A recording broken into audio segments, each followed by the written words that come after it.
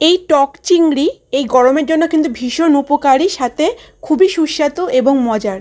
দুপুরবেলায় গরম ভাতে এরকম টক চিংড়ি থাকলে এই দুর্দান্ত গরমে বা এই লু গরমে অনেকটাই শরীরকে স্বস্তি দেবে।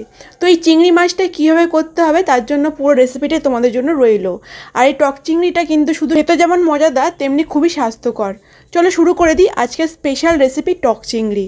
তার জন্য চিংড়ি মাছটাকে ভালো করে ছাড়িয়ে ধুয়ে এরপর লবণ হলুদ মাখিয়ে নিচ্ছি এবং মাখানোর পর অন্তত 10-15 মিনিট ওইভাবেই রেখে দিতে পারো।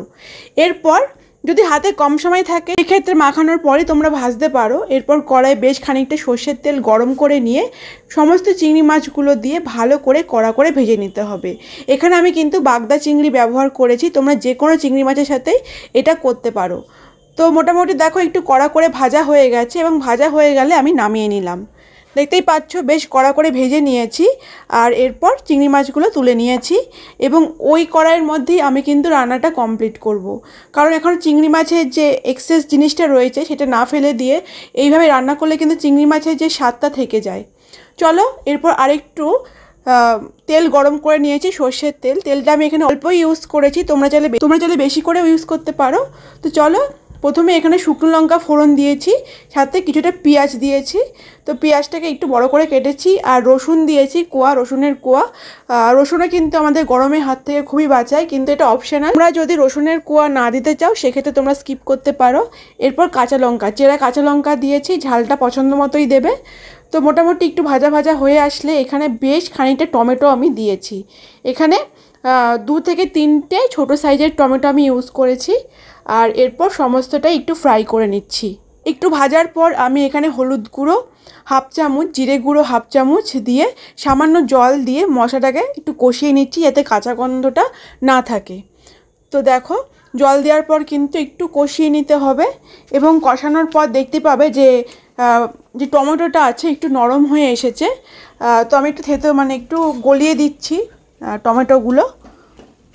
তো গলানোর পর এইভাবে বেশ কিছুক্ষণ নাড়াবো এবং পুরোপুরি জল শুকানো অবধি এই প্রসেসটা চলতে থাকবে। তো দেখতেই পাচ্ছ জলটা একেবারেই শুকিয়ে গেছে এবং মশলাটাও কষানো হয়ে গেছে। এই পর্যায়ে ভেজে রাখা চিংড়ি মাছগুলো দিয়ে দিলাম এবং জল দিয়ে দিলাম পরিমাণ মতো, যেরকম ঝোল খেতে চাও দিতে পারো।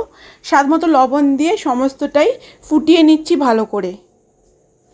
চিংড়ি মাছ দেওয়ার পর ঝোলের সাথে কিন্তু বেশ খানিকক্ষণ ফোটাতে হবে, তাহলে চিংড়ি মাছের ভেতর যে এক্সেস ঝোলটা ঢুকবে এবং খেতেও সুন্দর লাগবে এবং টক যে জিনিসটা সেটা কিন্তু ভালো মতো অ্যাবজর্ব হবে।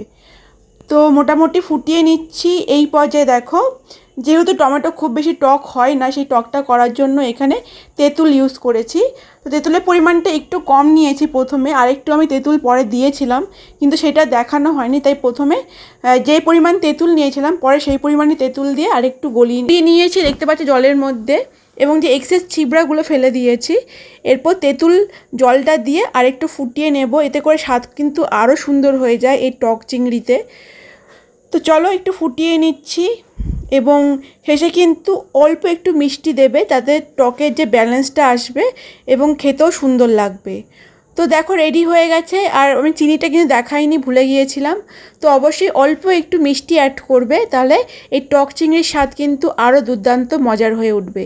তো একদম রেডি আমার টক চিংড়িটা। দুপুরবেলায় খেয়েছি, অসাধারণ হয়েছিল স্বাদ।